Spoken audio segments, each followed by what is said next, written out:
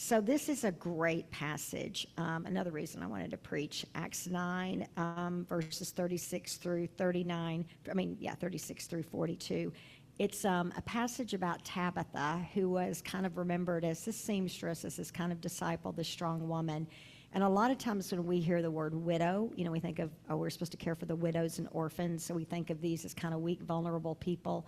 But a lot of more modern feminist scholars have done work on looking at the widows as sort of like an early order of nuns almost. And so it's kind of, when I hear this passage, I think sort of like the sisterhood. Like I think of when Kamala was running for office, or Ketanji Brown Jackson for the Supreme Court, and those Delta sorority sisters showing up in the blazers, that kind of a sense of power and strength in women and solidarity coming together. Now in Joppa, there was a disciple whose name was Tabitha, which in Greek is Dorcas. She was devoted to good works and acts of charity. At the time, she became ill and died. When they had washed her, they laid her in a room upstairs. Since Lydda was near Joppa, the disciples who heard that Peter was there sent 2 men to him with the request, "Please come to us without delay." So Peter got up and went with them. And when he arrived, they took him to the room upstairs.